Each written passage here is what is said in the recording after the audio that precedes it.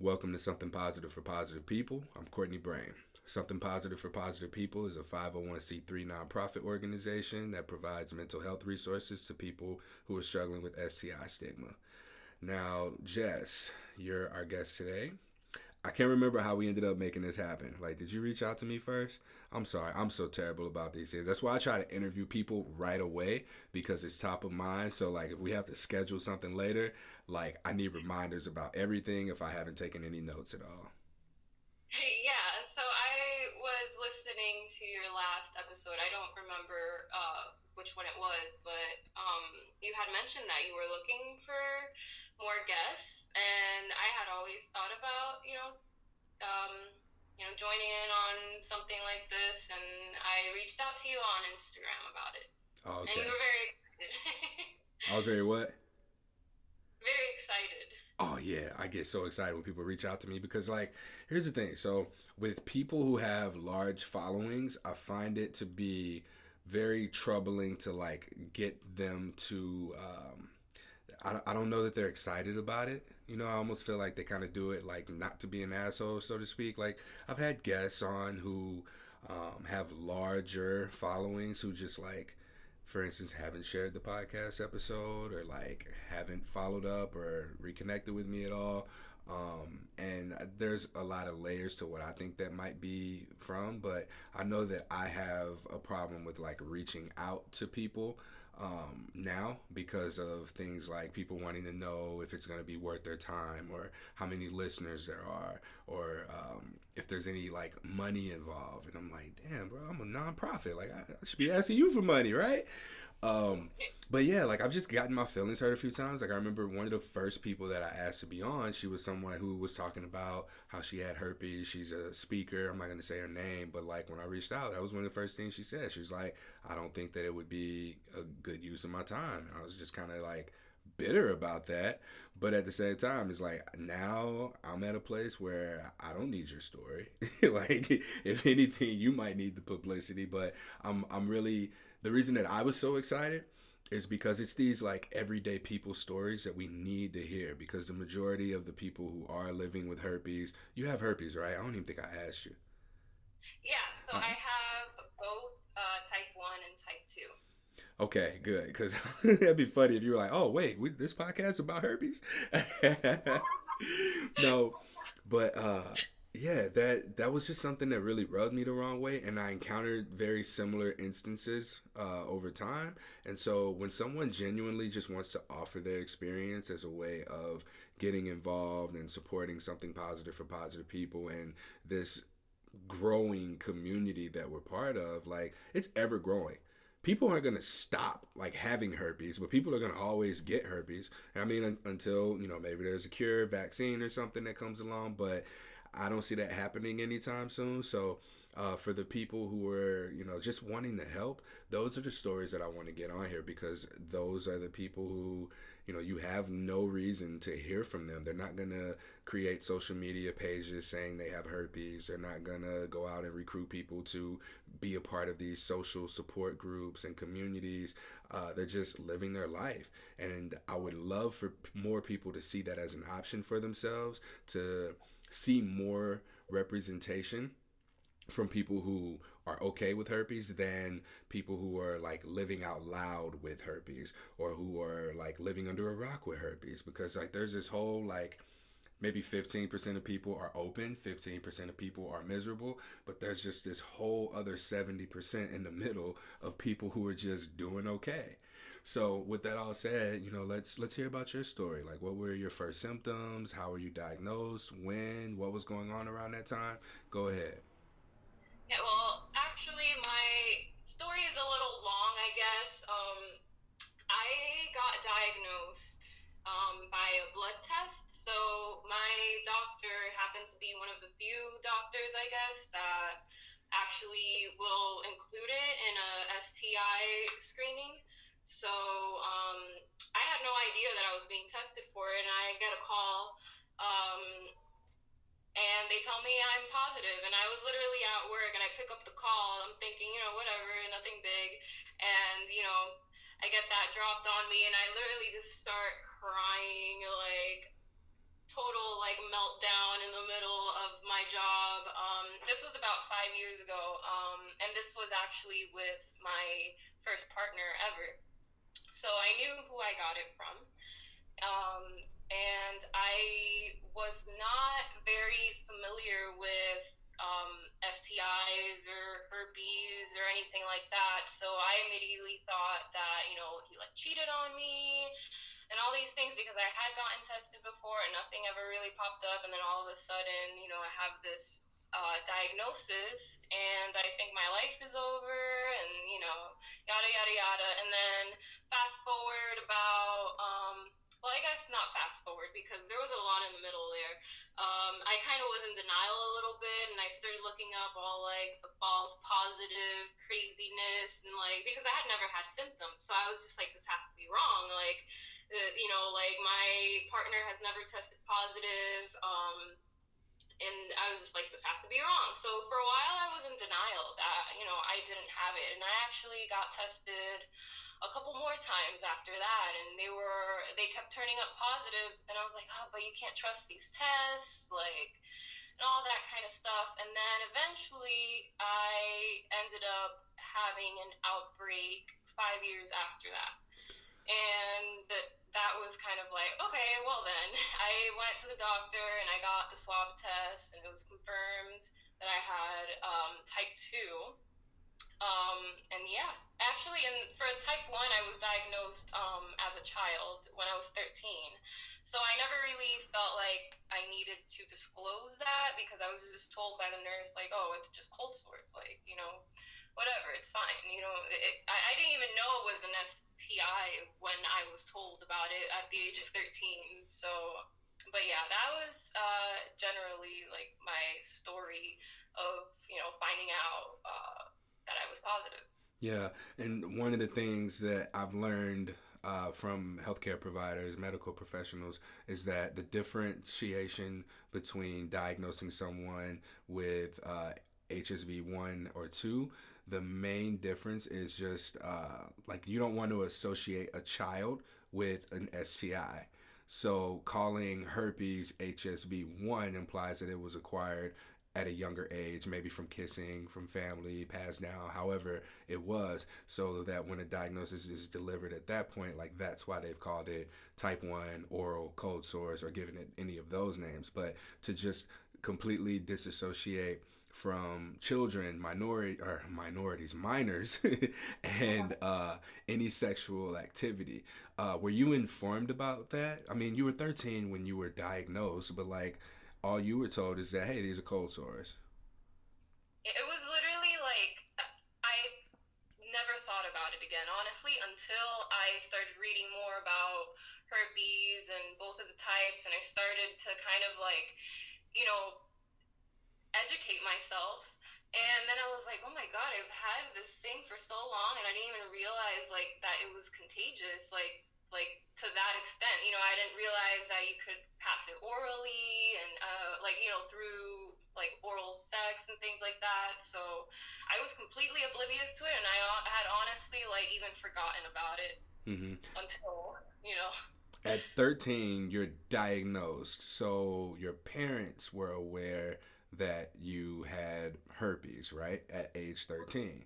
So what was their response to it? Like, I'm sure they had to be there when you were diagnosed, yeah. right?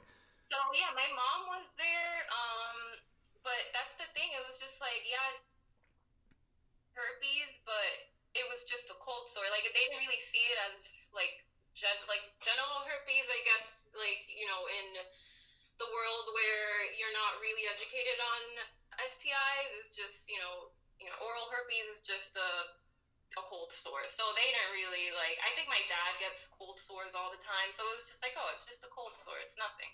Yeah. All right.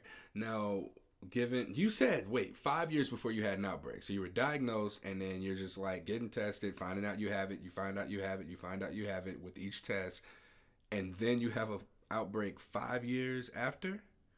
Yep.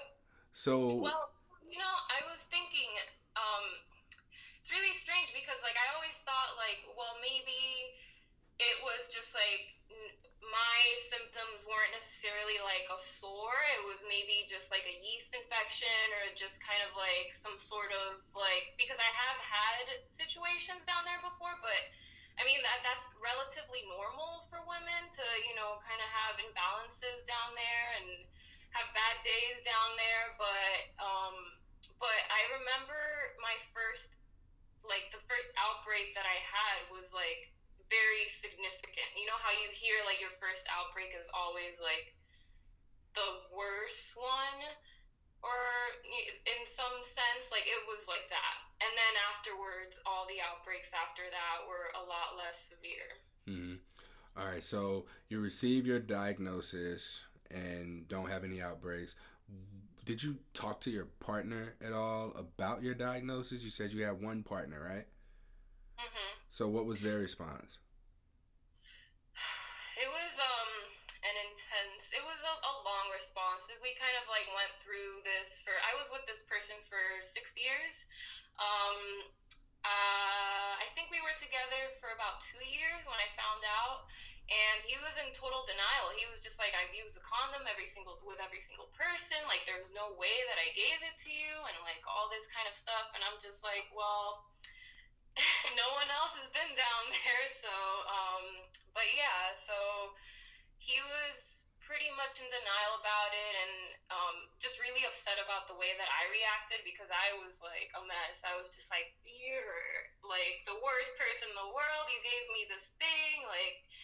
So I understand why he was a little, not being the most understanding person at the time, but yeah, actually him and I were the ones kind of like googling everything and kind of talking about like, oh well, there's like all these false positives, and we just kind of like eventually were like, well, it was a false positive, like there's no way we had it, we've never had symptoms, so we just kind of like put it in the back of our minds because we really didn't have to think about it much because we were, with each other. We weren't planning on engaging, in any kind of intimate acts with anyone else. So eventually, it just kind of like got forgotten about, and then I had my outbreak, and yeah. Mm-hmm. And that just goes to prove the point of, more often than not, people find out that they have herpes and they're already in their relationships, right? So there's really no need to seek out support if your support is coming from your partner, and that's sufficient. So you two did a really good job of supporting one another through this. Yeah, I think we could have done better, but we weren't educated on how the virus transmits and how it presents and things like that. So it was like a long road of, honestly, like I thank herpes for my sexual education now because I honestly was so oblivious to how sexual health worked before herpes, and like it's kind of like a double-edged, or I guess not a double-edged sword, but like it's like a bittersweet in a way because like it was hard for me at the time because of the stigma and things like that. Honestly, the outbreaks were not the worst part. The whole stigma and like kind of like working on your own stigma as well, because I definitely had that stigma against STIs and things like that. But sorry, I lost my train of thought. No, you were just saying that your herpes education served as a gateway to your sex education. Oh, episode Yes. title. We're calling it that. Look, ooh, Yeah. hold So on. Side note. How many tattoos you got? I'm sorry. You just pulled off your jacket. I see all these tattoos. Oh, you tatted up. I got a little nervous, so now I'm sweating. I had to take off my jacket. But yeah, I'm covered in tattoos. I got Woo! more. I like it. All right, but yeah, Thanks. that's what you were saying. You were just talking about how your herpes diagnosis really led you down the path of being more educated about sexual health. Can you elaborate on that a little bit more? Yeah, well, honestly, like my I, I remember my mom was going to she was doing like a medical assistant program or something like that, and she had an internship at at a hospital. And I remember one day she came home and she was telling me about this girl that she saw that had like an awful herpes outbreak, and she was like, don't ever get herpes, like it's awful, blah blah blah blah blah. So that's kind of like what I had in my mind all the time, and I remember that so clearly, like, and it was like 15 years ago at this point or something like that or more. So that was kind of that was kind of my sex education, honestly. Like, I was just like, all right, herpes bad, but I didn't really know what it was. But anyway, I got diagnosed and I started, doing my own research. And I think I started on Reddit, and that's actually how I found your podcast. I started kind of going through Reddit and like going to the herpes subreddit and just looking through the resources that they had in there. And, I started to learn about the differences between the two. And from there, I went more into kind of like looking for support. So, I found you, I found Emily DePaz from Sex Education, and I've learned a lot from her, honestly. I've gotten a lot of my sex education from her as well. But yeah, I just kind of learned, like, my, I have one body, and, like, I want to take care of it. And when it comes to being intimate with others, I don't take that very lightly anymore. It's a very serious thing for me, and I want to do it right now, and be careful and like have that open communication with your partner, before you go ahead and start getting intimate. How'd you deal with your mom?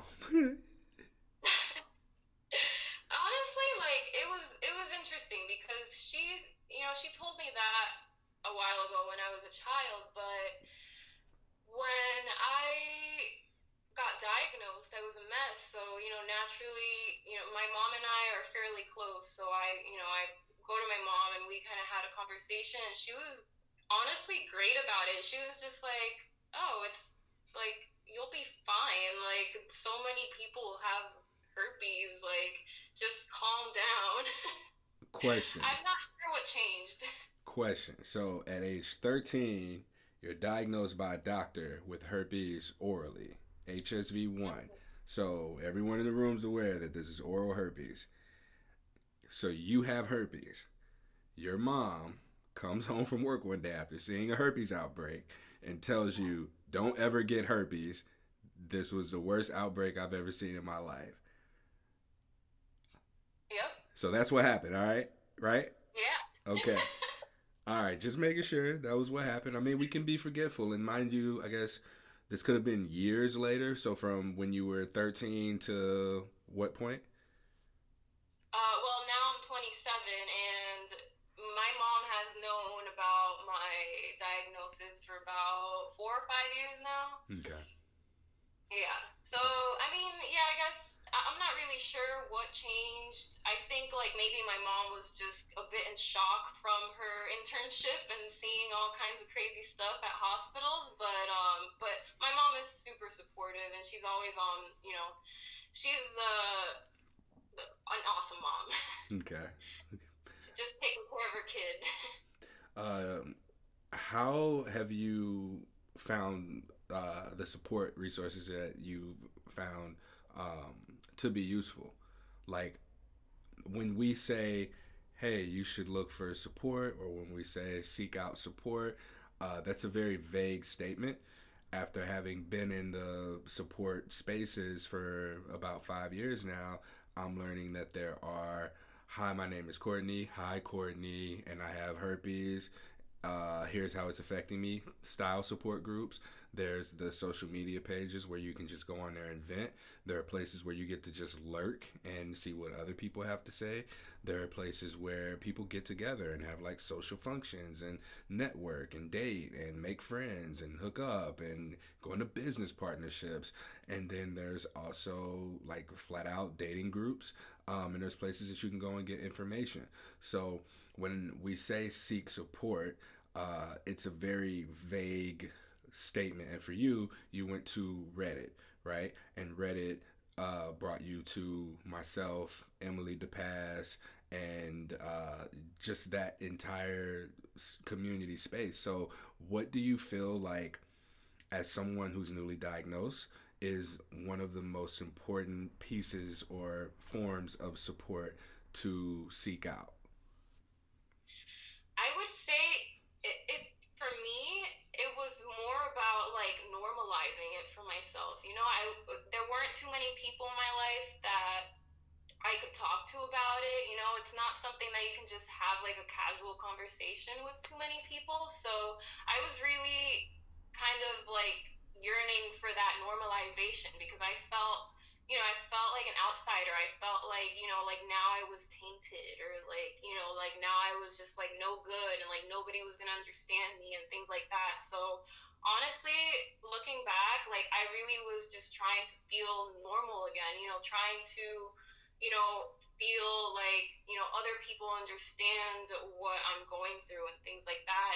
And I mean, that's what life is about at the end of the day. It's that human connection, and that's kind of what worked for me, like I honestly like I would on my really really really really really bad days, what in terms of like me feeling down about like my diagnosis, I would listen to your podcast while taking a shower, and it would literally I would get out of the shower and I'd be like, oh, whatever, don't care. Oh, thank you. I appreciate that. I'm glad that it's helpful. Um, I've more so shifted focus internally to make the podcast more useful.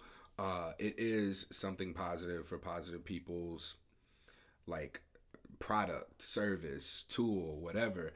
Now, granted, yes, we're still raising money for people to get therapy. A lot of people who come here already have a therapist, which I thought was really like wild to me Yeah. Sorry, I because forgot to mention that.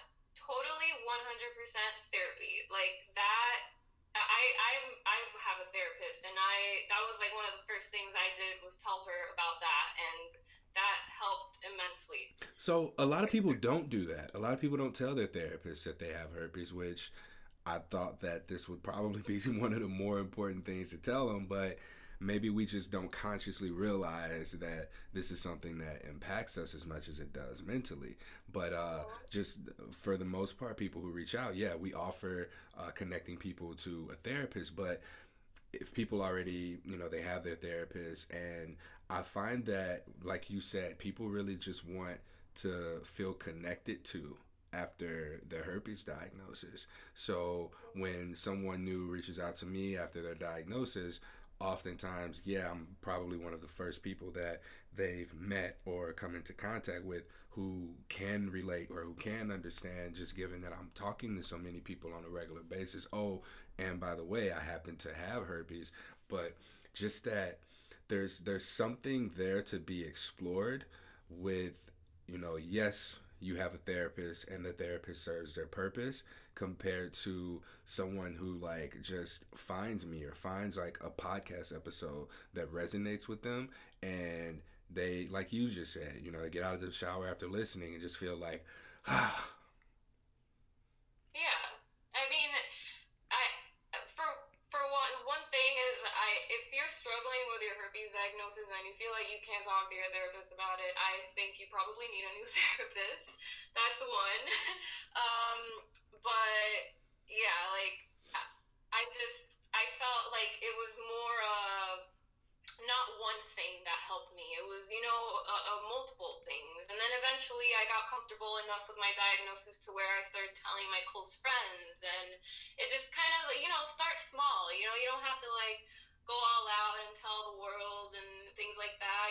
It's a process, and it's not linear by any means. But, you gotta do things that are gonna kind of, like, help you understand what you're going through, and that's not one thing. That's going to be a combination of things, like looking out for resources like this, and reaching out to a therapist, reaching out to like family and friends, and that's pretty much what I did. And then eventually I just kind of like it, there's another thing, like there's like the fear of the the unknown, and I definitely feel like that's like where I was for a long time, and I just got to know the situation a lot better, and now I feel like that it's kind of like what freed me in a way. Like now I understand perfectly what is happening with my body and what that means for my partner. So at the end of the day, it's like, I know what's going on, and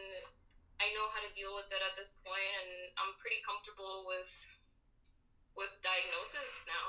It Yeah. took a while, but yeah.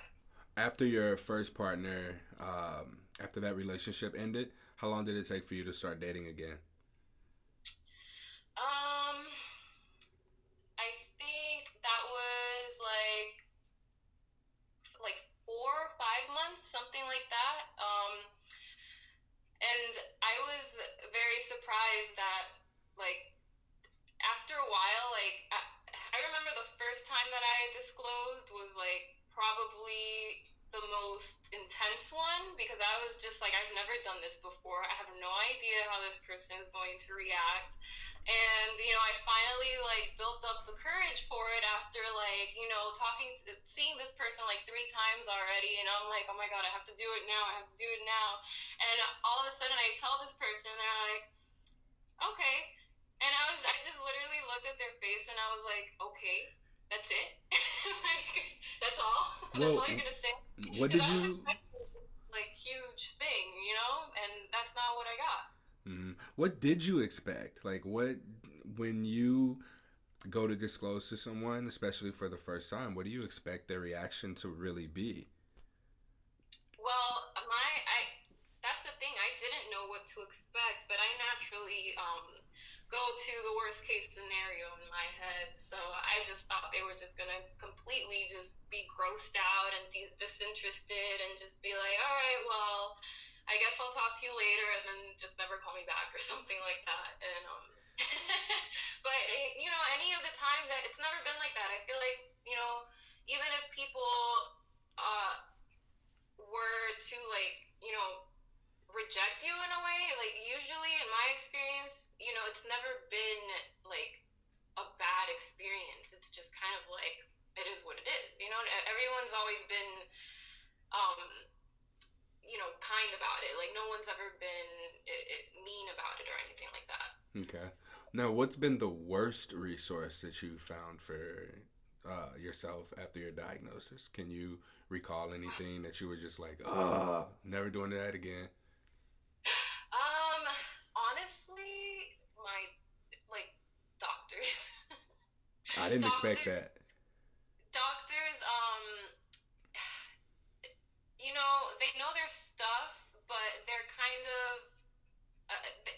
I guess they don't really understand the stigma too well, and I remember talking to my current doctor about it, and she was just like, well, it's not a big deal. Like, you don't have outbreaks, so you don't really have to tell people and things like that. And honestly, those are the kinds of people, like medical professionals, are the ones that have um, told me those things. So I definitely that's unfortunately the worst resource in my opinion. Yeah. For me, I mean, listen to your doctors, everyone, but yeah. No, that's valid, and it's a very relatable experience because so many people come on and they say that their doctor told them, "Oh, well, just wear condoms. You don't have to disclose." Same thing that you've been told. Exactly. So, and it just made me feel alone, because I knew that didn't sit right with me. And, I have this medical professional in front of me telling me, like, something totally opposite than what I have found on my own. And I was, it makes you feel a little lonelier. It's just kind of like, I don't know. It wasn't a good feeling. Talking to like my primary doctors and stuff like that. Now I don't really bring it up ever, unless it's like a therapy session or something like that. Okay. What did therapy look like for you after you told your therapist you have herpes? Like, what was some of the dialogue between you and your therapist? Well, I mean, my whole thing was like, no one's ever gonna want to date me ever again, and my therapist is like very, very just kind of looked at me and she was just like, do you know something I don't? Like, can you look into the future? Like, how do you know this for a fact that no one's ever going to want you? And yeah, it just kind of went through that. Honestly, it was so long ago, but that's kind of like what I remember kind of like working through with her, like, because I mean, I tend to do this in other aspects of my life where I just think things are just going to be the worst outcome in the world, if I have, you know, some sort of anxiety about it or something. But it was really just working through my own, um, you know, judgments on myself and things like that. That's kind of really what it was. Like, it kind of, like I said in the beginning, like working through the stigma that I had, you know, like that I had kind of built up in my head, and like, you know, teasing that out. Would you say that the stigma that we're told is different than the stigma that we believe? What do you mean by that? So, when I was diagnosed, I'll use myself here as an example. Um, Prior to that, herpes was something that people who had a lot of sexual partners got. It was something that, you know, of course, nobody wanted, and, you know, you just got it from not using condoms, right? So, upon diagnosis, having used condoms, as I was told, having now what understanding I had about herpes from those things, it brought it into me so that now I was these things, even though they conflicted. I didn't have a lot of sexual partners, and I wasn't someone who wasn't cautious with my partners in terms of like wearing protection, right? Um, so I've got these conflicting beliefs, but yet the stigma that's out there about people outside of me has now come in here. And not only do I now believe those things, but it's also something that's like shaping my behavior in the way of how I choose or chose to date. And I mean, even now, like it's got its after effects still, but even at that point in time, it was like, man, like I never even thought this until way later, but it was like, damn, now I can only date other people who have herpes. But it evolved into that over years. Before that, it was, I'm not gonna find anybody. Nobody's gonna want to date me, right? So what I mean by was the difference, was the stigma different out there versus in here, was I know that, you know, in one way we can stigmatize others, but when we're impacted, we stigmatize ourselves. So I guess what I'm asking is, what did your self stigmatization look like for you? Hmm. Honestly, it was more like, I guess like an internal stigma. I honestly, before I got herpes, I don't really think I thought about STIs much at all. Like, which is, you know, really sad. But it was mostly just like about myself. You know, I was worried about, you know, like, you know, giving it to someone else, and like, you know, it was really like, I never really thought like an STI meant that you were like, I don't know, like, abnormally promiscuous or something like that. I knew that it was something that, you know, could happen to anybody, but it was definitely more just me kind of like sulking in my, you know, myself, like kind of being disappointed that you know, I didn't, you know, protect my body, and just kind of feeling let down, you know, like, you know, kind of like that, I guess. It just felt like I let myself down. And eventually, I mean, it was just kind of like, a lot of people go through this. It doesn't mean that, like, you know, it can happen even with a condom and things like that. So you can take all the right precautions and it can still happen. So yeah, and like I said, it was with my first partner. So whether you have 100 partners or one partner, like, you can just as easily get it. And actually, I've read that it's more likely that you're more likely to get it with like a long-term partner than, you know, um, like people that, I guess, like, you're more likely to get it when you like frequently have sex with someone who has it. So kind of like a long-term partner, and that's kind of, I guess, like why sometimes you see a lot of people are diagnosed when they're already in like wedlock, like married. So, but yeah, I don't know. I didn't really think about it outside of like my own body too much. Okay. Um, Taking it back to the comment about like having herpes, the herpes education leading to your more so developed sex education overall. Um, I feel like, and you can just agree with me or disagree with me here, given that we come to a place of like willingness and having a need and scratching an itch to understand this virus, this diagnosis, how this could have happened, and we go down the line of accumulating all of this information, like how do you think or how do you see um, this being something that's useful to the world, like whether you have STIs or not, like given that we're the people that we go in and we find all of this different information and all of these styles and we have all of our experiences, but there's just no single place out there that shares all of the resources for not only herpes education, but overall just like sex education, given the experience that you have, because I'm sure you turned into a full-fledged detective when you got diagnosed and you were investigating this virus, right? Oh yeah. So like what I guess I want to see more people who go through this experience have the resources necessary to apply their experiences to a consistent science or to consistent like research information, because I believe that the research on herpes is more so outdated. I believe that it's not really inclusive to the diverse range of people, because like even my podcast isn't very representative of the herpes population.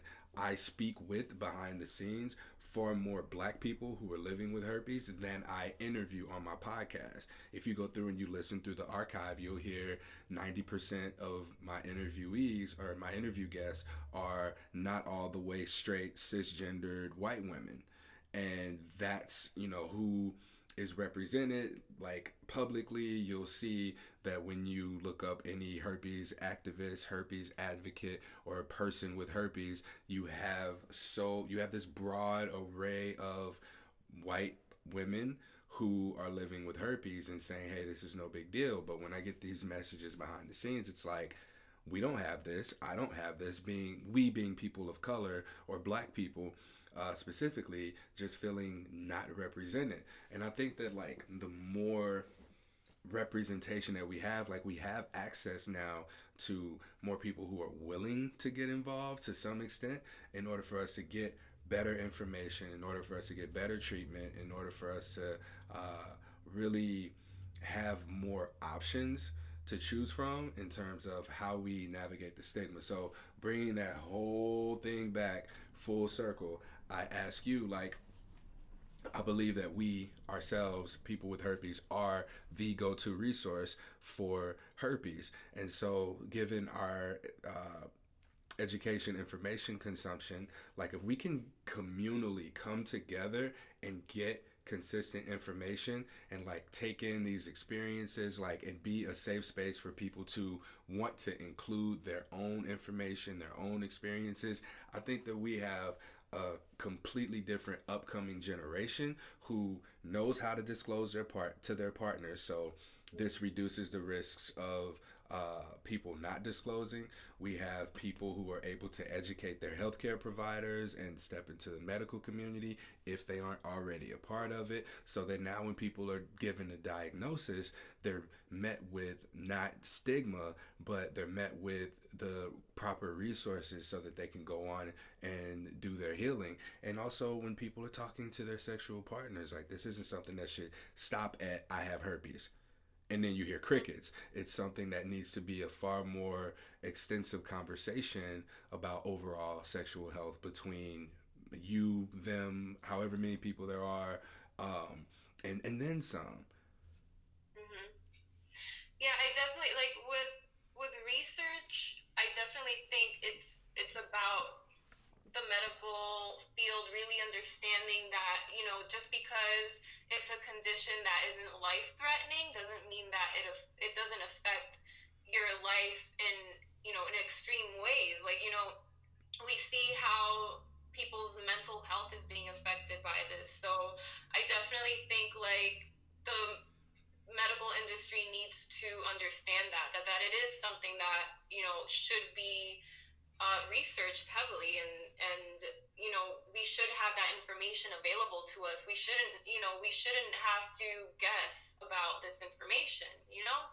So that's one thing. But yeah, 100% with the support, like the main uh, resource for you know emotional support, and also just like gathering the information that is out there is definitely in the community with those people who have experienced you know um, with the STI and things like that. So it's definitely kind of like a synergy here. Yeah, and it's all connected. It all goes together. Uh, and while each of our experiences are unique, there are of course different patterns, and a few of those patterns being the sex education that we were given does not equip us to handle an STI diagnosis. And so, not only that, but if you extend it beyond the sexual health piece, many of the conversations that I've had, and you and I haven't specifically talked about your relationship with the guy that you were with, but I want to ask you, do you consider it to have been abusive in any way, shape, or form, whether it be emotionally, mental? Oh, okay, yeah. Well, I mean, it was definitely traumatic for me.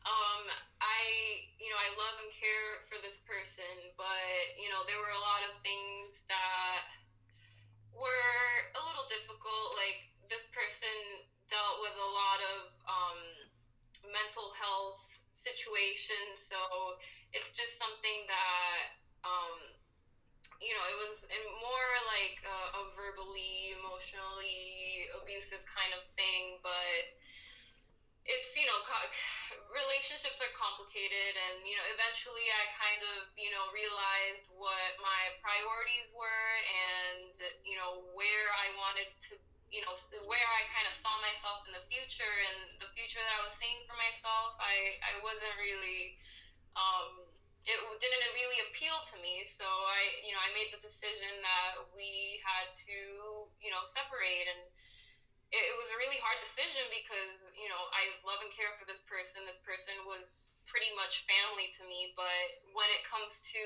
that one thing that's like significantly affecting your relationship, you have to make that decision. But yeah, it was definitely not a healthy relationship by any means. Hmm. And damn, I was hoping that you'd prove me wrong, but that's been majority of the guests that I've interviewed. They've shared some element of abuse. Like a common story is, I should have left the relationship a long time ago before I got this diagnosis. And then another story is the diagnosis being held over someone's head, right? So we got two aspects of abusive relationships here that sex education ought to really teach us to be able to honor our boundaries, create boundaries, and manage relationships so that we don't even find ourselves welcoming in closeness to potentially abusive partners. And not only that, but like teaching people that abuse is not okay. Like, not only do women need to hear and learn that no means no, and that they can in fact ask for what it is that they want, but abusers, whether abusers can be any gender or sex, need to know that this is not okay. It's not okay for you to disrespect someone's boundaries. It's not okay for you to assert your boundaries onto the other person in a way that violates their own either. And it's just that manipulation, that abuse, like, it's not okay. And because sex education is so condom, pregnancy, STI focused, it's almost like there isn't space for the mental health pieces of that. like, again, being able to manage your relationships, being able to set boundaries, know that your no means no, and know that no means no if you're on the receiving end of that. And then being able to like even seek support. So when you test positive for an STI, or if you are finding yourself in an abusive relationship, you have the tools in place that you need in order to reach out for support or seek some kind of help. Because that's another thing that people struggle with, is like just thinking they don't have anywhere to go, or thinking that they can't get any kind of help. And that's part of what abusers do. So if we're able to recognize this shit early and often, and not only like recognize red flags, but be taught to acknowledge and recognize green flags, I think that we find ourselves in a lot more situations where the people I'm interviewing, at least, are like, oh well, my partner told me that they had herpes, and we talked about it, and we looked up the information together, and I made the choice.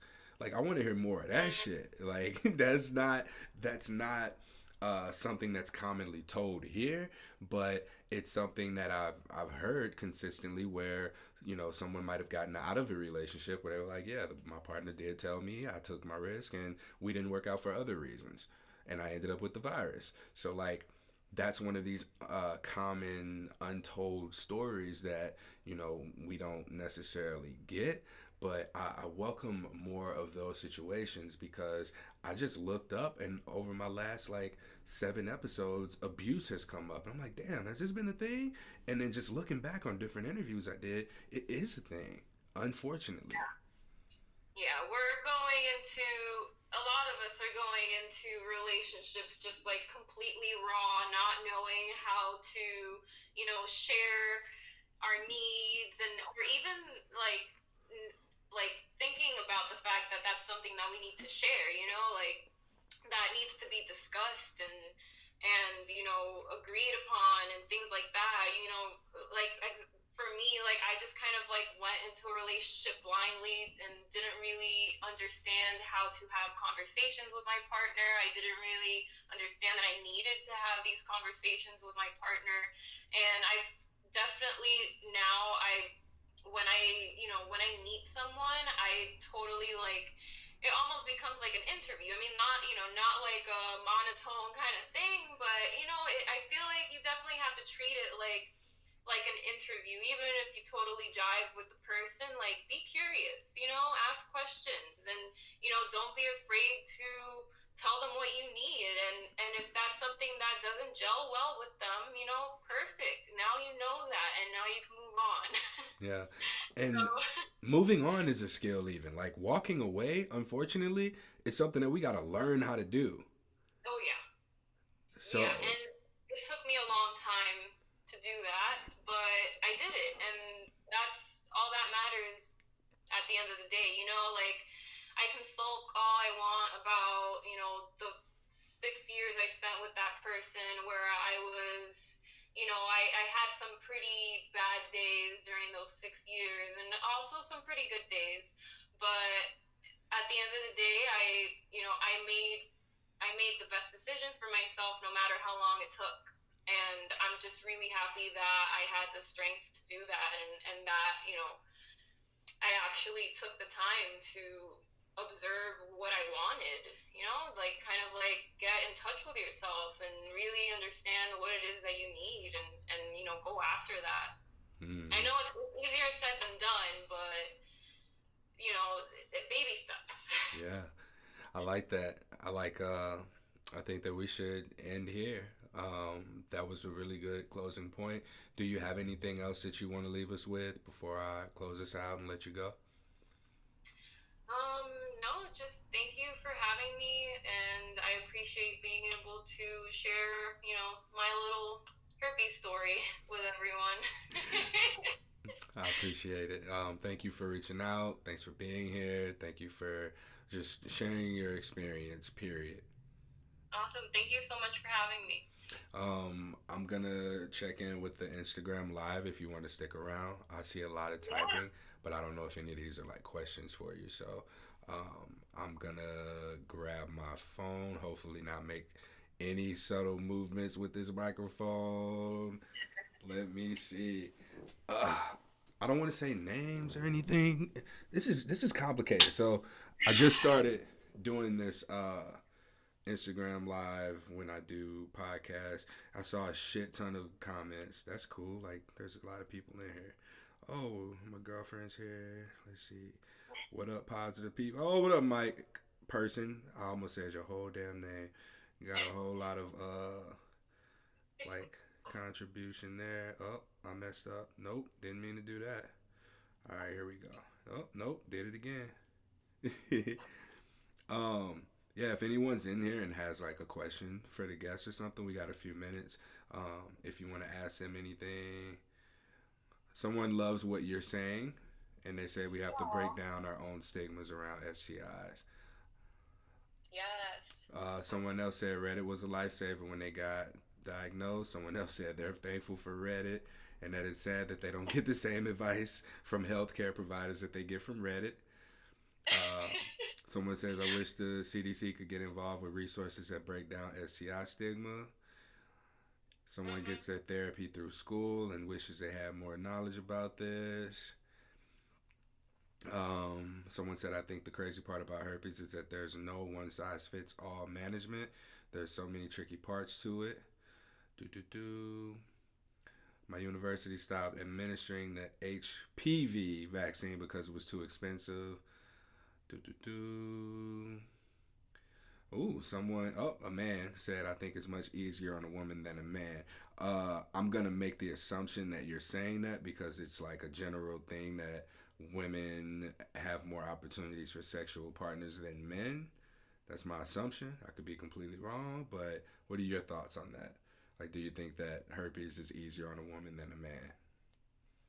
I mean, I wouldn't be able to say whether or not it's easier on a man or a woman. I think everyone's, whether you're a man or a woman, I think everyone's experience is different. Like I'm sure there's women who have had a very different experience than mine. I'm not sure if it has to do too much with your gender, but honestly, I don't know because I haven't met any men other than my partner, my ex partner, that are positive. But actually, I did talk to him after we broke up, and he said he had no issues. So. Okay. Yeah, I think it's mostly like I made the assumption that, this is something where it's like opportunities for partners because women society deems the chooser, like you have the options, the opportunities, because men typically have to pursue the woman.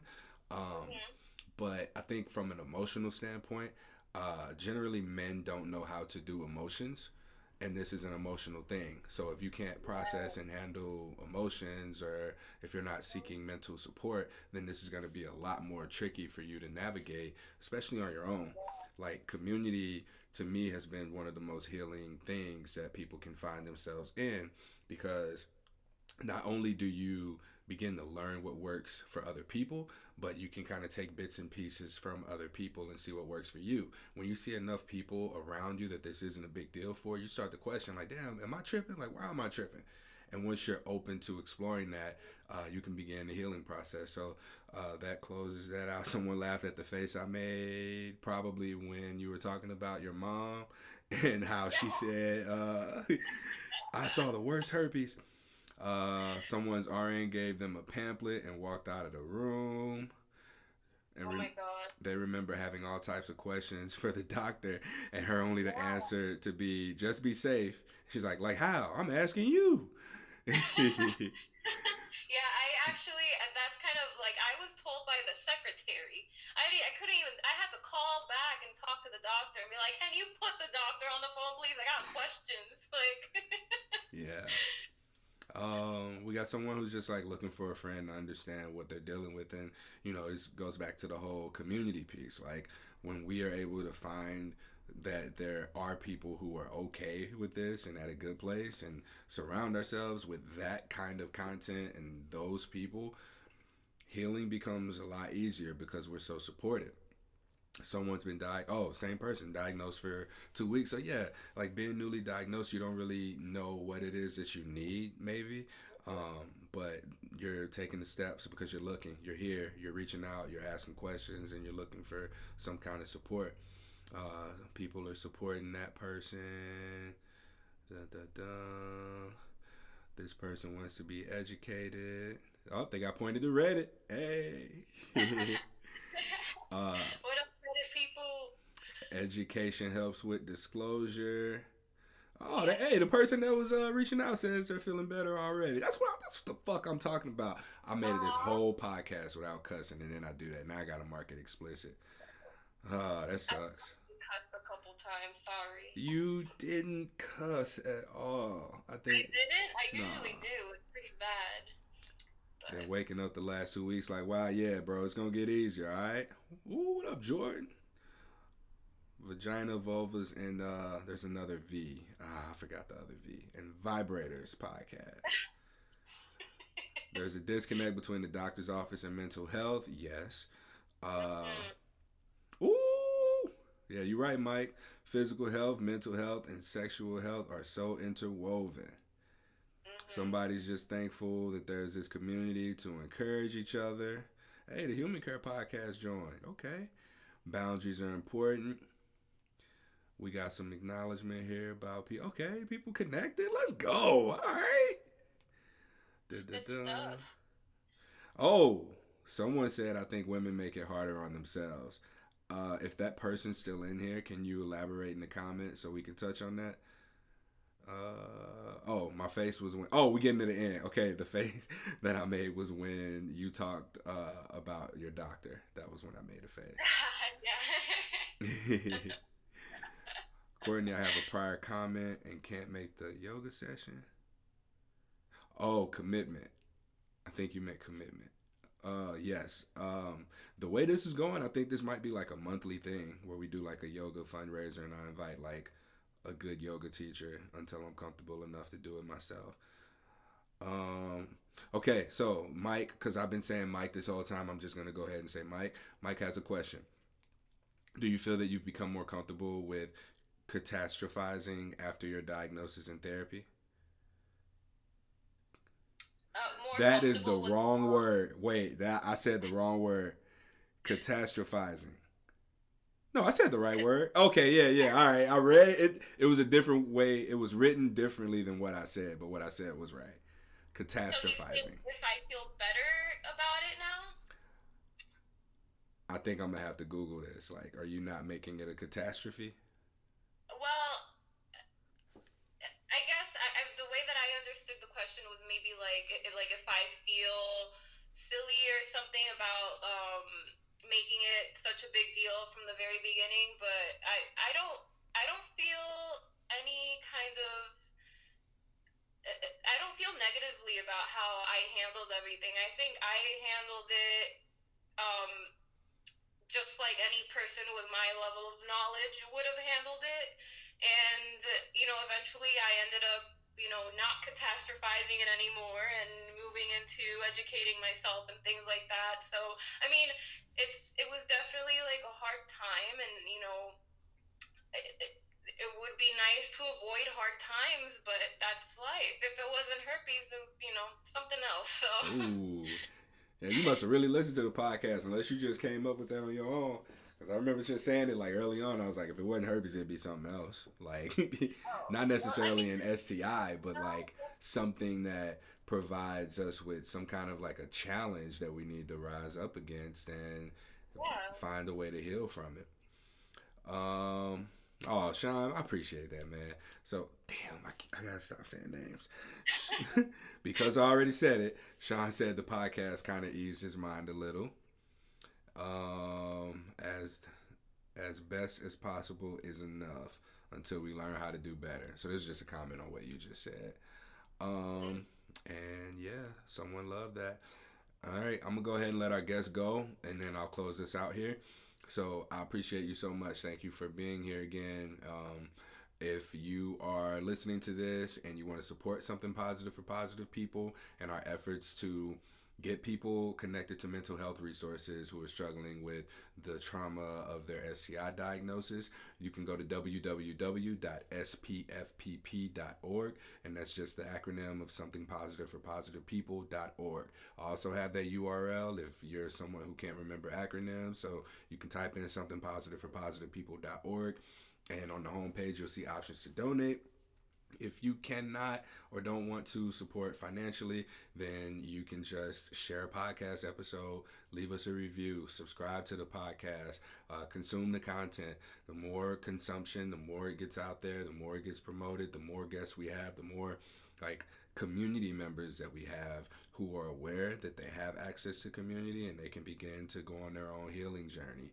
So this is something that can be a lot more useful if every one of us who are finding support through this resource are willing to share that we're finding support through this resource.